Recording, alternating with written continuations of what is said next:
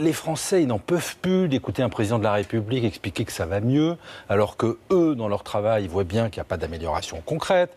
La France, ce pays où le dialogue avec les syndicats est insuffisant selon les Allemands, ce pays imperméable au changement selon les Italiens, ce pays donneur de leçons selon les Anglais, ce pays toujours en grève selon les Américains. Ils ne supportent plus qu'une petite minorité soit en train de dicter sa ligne au pays. Dès demain soir à 19h, c'est la SNCF qui ouvre le bal.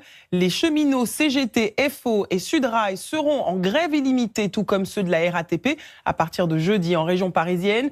Ils ne supportent plus de voir un ministre de l'économie qui est en campagne, alors que le pays de l'économie est bloqué. C'est insupportable. Caroline Dehaas, la militante à l'origine de la pétition anti-loi travail, qui a lancé, elle, l'idée d'un t-shirt, une photo d'Emmanuel Macron, accompagnée de ce hashtag « Je suis mépris ». Alors les idées ont commencé à se multiplier, on a les références à son passé de banquier, sauver le monde, manger un financier. Le syndicat du livre CGT est une dictature stalinienne. La phrase du jour est signée Pierre Gattaz.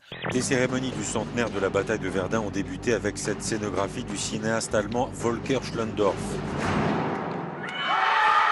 Plusieurs élus, les Républicains, ont peu goûté hier de voir déferler ces centaines de jeunes entre les tombes des soldats tombés à Verdun. C'était pourtant une scénographie imaginée par un cinéaste allemand censé symboliser le fracas de la guerre. Ce qui est choquant, c'est le décalage incroyable entre un lieu qui nécessite et qui requiert décence, silence, recueillement, respect, et puis cette impression générale et d'anarchie et de piétinement. Qu'on célèbre cela par une course à pied, un jogging, C'était pas une course. au milieu des tombes, sur les tombes. Mais je ne sais pas qui a pu imaginer cela et comment un gouvernement a pu valider cela. Mais c'est d'une indécence, c'est d'une gravité. Polémique autour de cette publicité pour de la lessive diffusée en Chine. Une femme fait mine de répondre aux avances d'un peintre noir avant de lui faire avaler une dose de produit et de le pousser dans la machine à laver. Un cycle plus tard, il ressort asiatique. Indignation de beaucoup d'internautes ce week-end qui dénoncent le racisme de cette pub, vue plus de 15 millions de fois. Repéré et intercepté, cet aigle a été formé pour capturer les drones aux abords des aéroports. Aux Pays-Bas, on a préféré cette version écolo à des brouilleurs radars ou des canons laser utilisés par d'autres pour empêcher ces machines de mettre en danger la sécurité aérienne.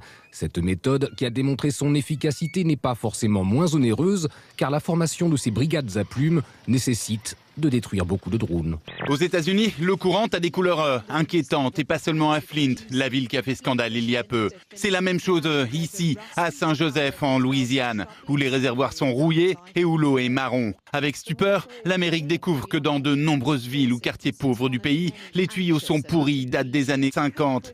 L'alerte enlèvement a été diffusée vers 19h30 hier soir. 3 enfants, 5, 6 et 10 ans. Moins de 2 heures plus tard, Joris, Jade et Alia ont été retrouvés chez leur tante à Villeurbanne, une commune proche de Lyon, là où leur père les a déposés samedi soir. C'est en voyant les alertes enlèvement, hier dans la soirée, qu'ils se seraient rendus ici, à la gendarmerie de Tarare. Semaine meurtrière en Méditerranée, environ 700 candidats à l'exil ont péri en cherchant à rallier l'Europe, estime l'ONU.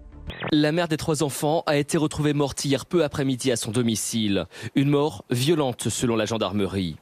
Le père est soupçonné de l'avoir tuée, à l'abri du regard des enfants.